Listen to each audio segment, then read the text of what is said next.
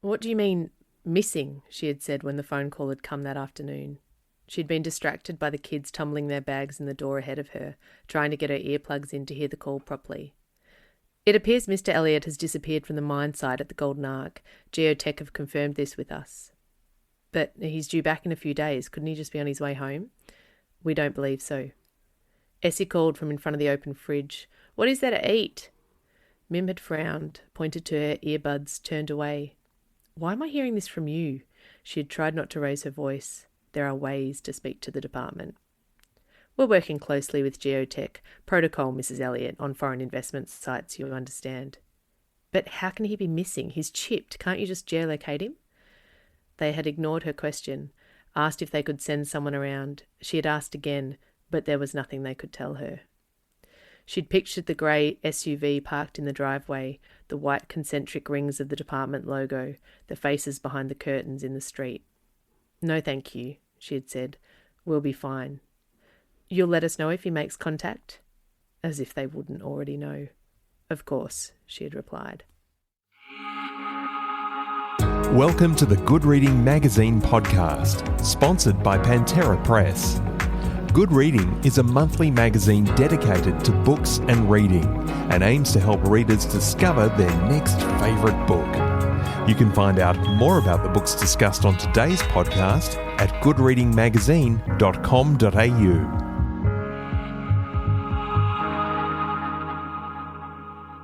Hello and welcome back to the Good Reading Podcast. I'm Max Lewis, and today we're joined by Kate Mildenhall, talking about her new book, The Mother Fault, which pairs a horrifying vision of a not-too-distant Australia with a gripping story of motherhood and protection. When Mim's husband goes missing while on assignment in Indonesia, the totalitarian government known only as the Department begins questioning Mim and threatening to take her children away. Fearing for their safety, she uproots her life and goes on the run, risking everything to find her husband and herself. Kate, thanks so much for joining us today. Thanks so much for having me, Max. So I'm going to come out right at the gate with the question you'll probably be asked a lot over the next few months. How does it feel to have written a wonderful dystopian novel over the past 3 years, having to release it in a world that seems to be getting closer to a dystopia every day? Max, I can only say that is very, very odd. Certainly as it started, I suppose I'm getting a bit more used to the idea of it now, but when I was reading the news in the first lockdown, and you know, who even knows what time is anymore, but in the first few months certainly of it happening in Australia, and I was reading things about the the COVID Safe app, and we're all in this together, and the ways that we're going to move through this challenging time together. And I was literally reading words that I'd already written in my book in terms of that kind of bureaucratic speak that comes out to quell the fear of the masses. And so that was really kind of alarming in a sense in terms of just the themes that I looked at. And then, like everyone in the book industry would know, it's also just a really strange way to release a book. But it's been so exciting to be able to get to so many things for other people's books coming out. So I think that there are some silver linings for us in the book world too. And The Mother Fault is definitely a dystopian or a speculative fiction novel, but it's also a very introspective novel about motherhood and parenthood as well. Why did you want to explore these two themes in tandem? One of the things that I was really thinking about when I began this novel was the tension between how I was feeling as a mum with young kids and the everyday that my life involved. So looking after them and cooking for them and thinking about what they needed.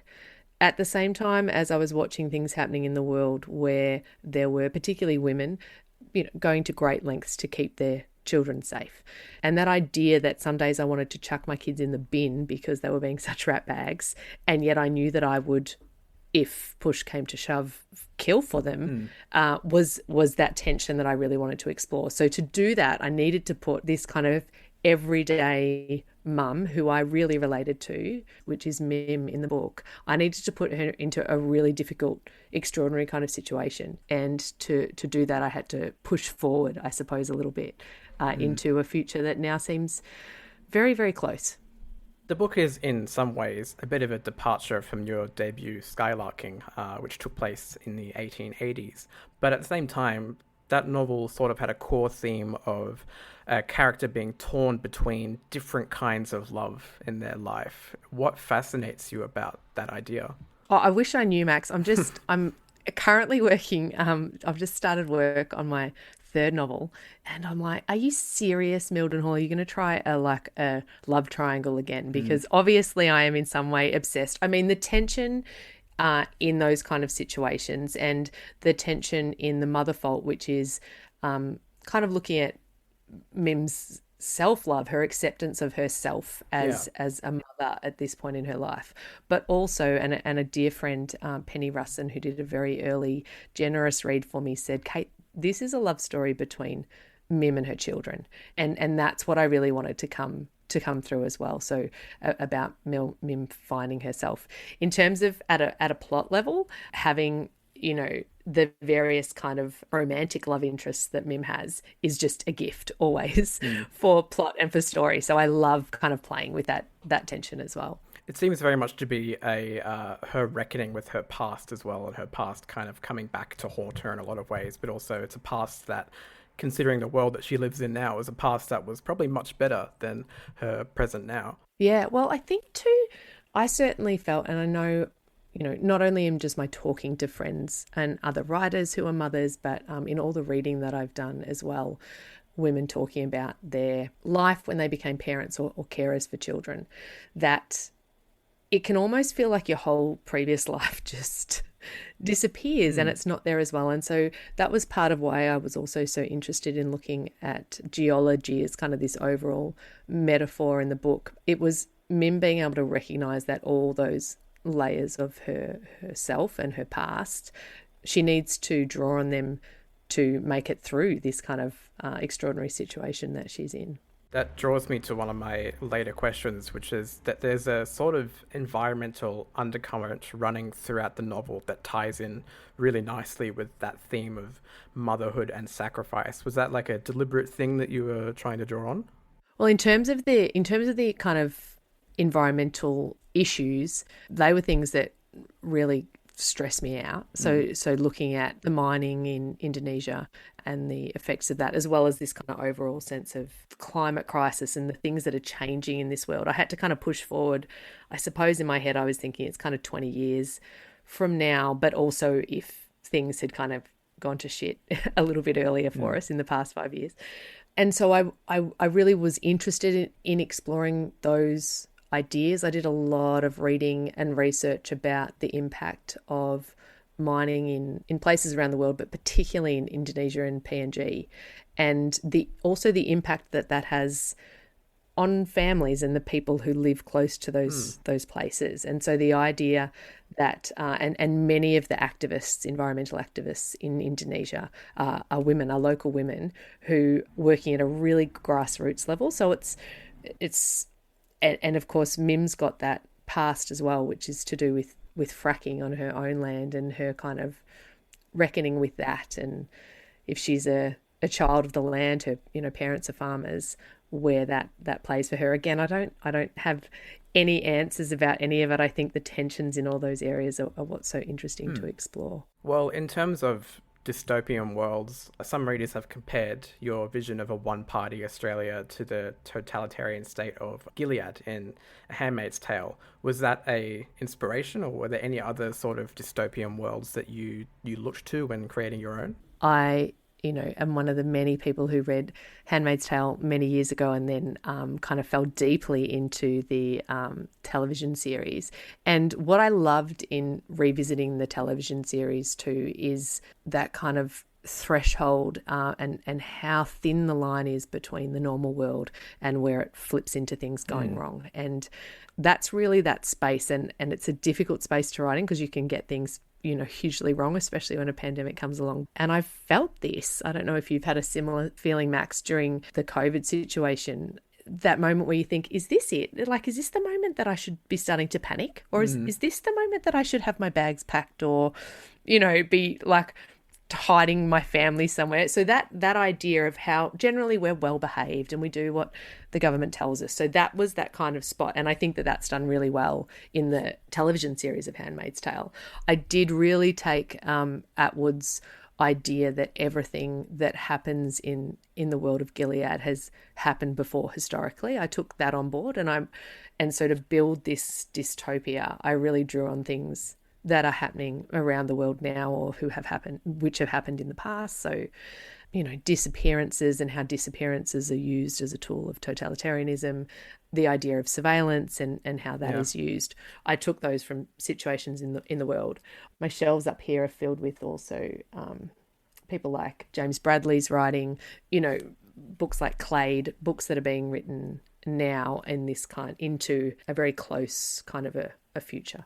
Have you read Ghost Species, his book that he brought out this year? Because I found a lot of parallels between that and this being sort of exploration of motherhood against the backdrop of a decaying world, which is very interesting. Yeah, it was actually kind of spooky reading that, because I think too, Alice Robinson, who wrote The Glad Shout, and I have talked about this many times, because we wrote those books kind of writing them at the same time. They've come out at different times and didn't know each other at the time we were writing, but both have ended up writing books about women and their families, like women trying to protect their children in a time of great challenge in this dystopic kind of future. And we really came up with the idea that it's just been pulled out of the mud, the subconscious mud that we're all kind of putting our fears into at the time. Especially in lockdown, I've felt this sense so strongly that as you become more interior and you're spending all that time with your family and you're just in one place, it's the essential stuff that comes out, right? Like, what do I need to do? What am I here for? Well, I'm here to protect the people that I love. So that's been really interesting thinking about it. I'm glad the book was already written before this all happened, so that I didn't have to kind of like dive into it and start thinking about it in all different ways. The epigraph of the book contains a segment of a poem by Gwen Harwood titled Mother Who Gave Me Life. What was your reasoning for including that poem in the book? Oh, I am such a massive Harwood fan, and my maybe my year 10 and 11 literature teacher, Hermione Burns, I still remember, she taught Harwood to us, and one of the very vivid things of becoming a mother has been that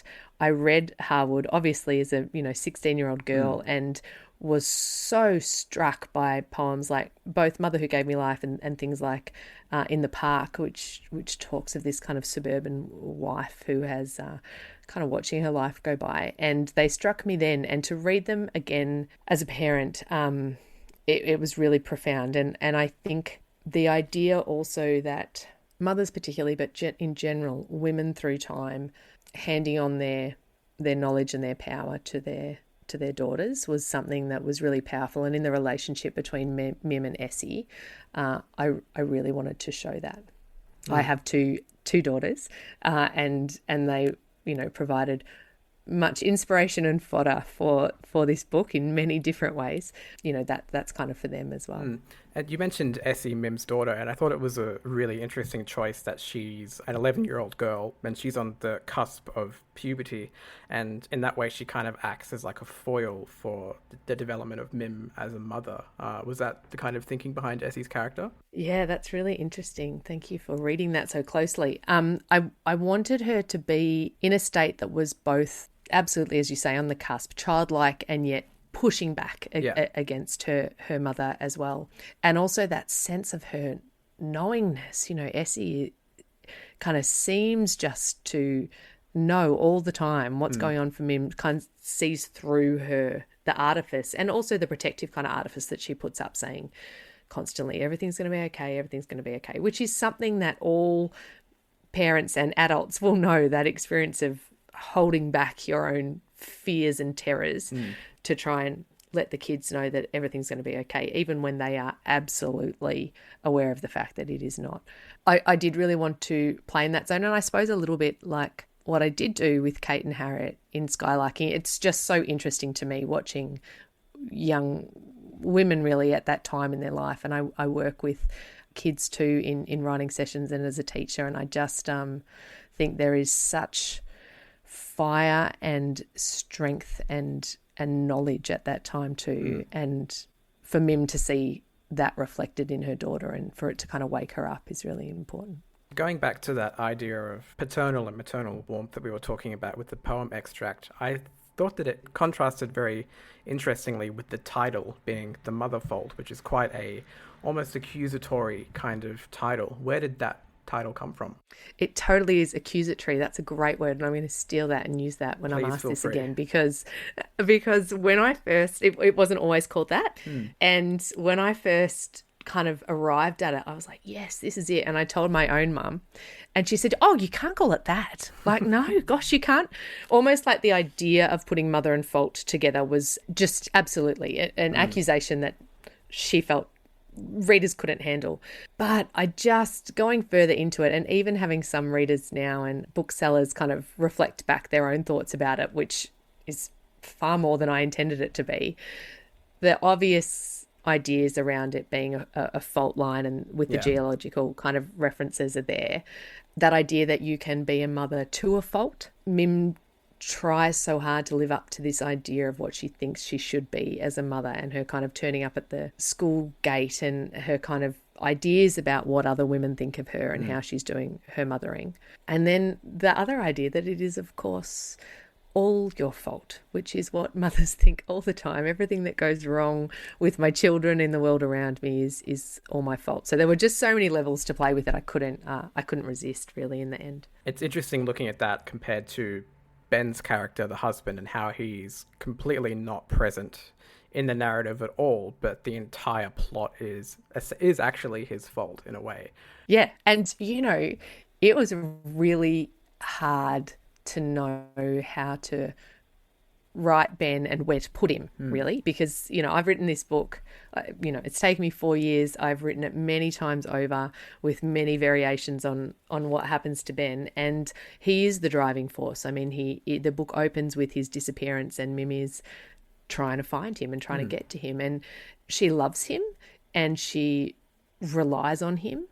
She's had a really tough time since the birth of the kids, and she's used to him being there to kind of lead her and show her what's going to happen next. And so him not being there is completely displaces her. But it was really hard because I had to know that my readers would come with me and believe that Mim was going to find him. And I know that Mim's going to do that, but I had to make sure that my readers came with me on that too. And he's got lots of fabulous qualities, Ben does, and he is doing something that he truly, utterly believes in. But as Mim says, and this isn't a spoiler, but maybe she could have been a hero too, but she was picking up the kids. Yeah, exactly. It's that kind of idea where Mim has made the best of this shitty situation that she's been given, but it's still the way that she's dealt with it is her fault, so to speak. Yeah. Sailing does play a very large role in the book as well, with Mim going on a sailing journey with her children from Australia to Indonesia. Why did you include that section?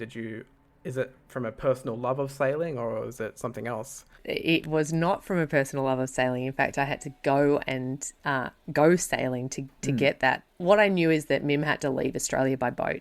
And so I did a bunch of Googling of how you might do that. And while I was doing that, I happened across this website advertising a yacht rally that left from Darwin and went to Ambon in Indonesia.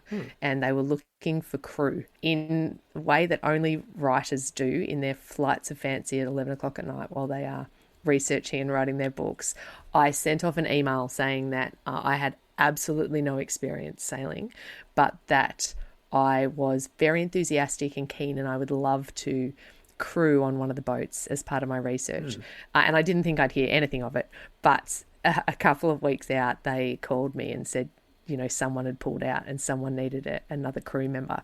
So I went up to Darwin and jumped on this boat with 5 other people, I think. One woman, she and I were hot bunking, so sharing the same space when we were on and off shift.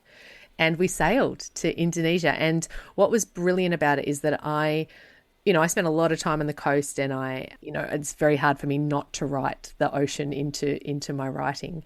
But I'm not very scared of the ocean, and that's foolish. because I should be. And so I wanted to have the experience of being out on the open ocean. And my word, I did get scared. I thought I was going to die at one point, which I clearly wasn't. And I think everyone else on the boat just thought that I was ridiculous for even, and I was kept it under control. I didn't want anyone to think I was hysterical, but it was extraordinary, Max, just for the sensory experience of it and the stories that they were mostly much older men, and they'd been sailing for a long time, and they just told the most fantastic stories. And then arriving in Ambon as well, and it's an island that's not necessarily visited a lot for tourism. Some Australians go there because there's a prisoner of war camp there that Australians were interned at. Other than that, and some yachties, no one really necessarily goes there. And so they're trying to build the tourism industry, and it's the most beautiful island, but they just pulled out all stops to show us everything as well. So meeting the people there, it just allowed me to really sink into writing that section of the book, and I'm so glad I did it. I came off the boat thinking, that's it, I want to sail now, from now on. But a couple of the yachties that I met said that if you are the one into sailing and your partner's not, and my partner is not into sailing, it's not going to work. So I've left the sailing dreams to the side now. But it was a great experience. Yeah, the sailing segment is such a fascinating but also extremely tense and anxious part of the book, not only because, they're escaping the country, but also because you're constantly worrying the whole time if something is going to happen to Mim's children, and if one of them is going to go overboard or something like that. It's such a very, very tension-filled segment of the book. And I couldn't obviously take my kids on that experience, but I did think about how I would be dealing with them all the time because I was scared that I was going to go over the edge. And also it's really tempting at times, to dive in. Like, it looks beautiful, especially when you're just sailing really slowly. It looks gorgeous in there. But I did take my kids out. A friend took us on his boat just in the bay, and that was enough. That experience, it's like being on a pier with kids, that just constant come back from the edge. And it's so small. It really is a very small space. So that idea too, that you are just constantly living in the presence of these other people, aware of what's going on, dealing with other people's energy, that was huge and really useful for tension in the book as well. You really capture that sense of just looking after these little beings that seem determined to kill themselves almost. Yeah. And it's like Mim has enough on her plate, but she also has to worry about these two kids. It's a very, very well written part of the book. Thank you, Max. It's funny too. And I suppose that parents or people caring for children right now might really relate to that idea that on a technical level for the book, they were always there.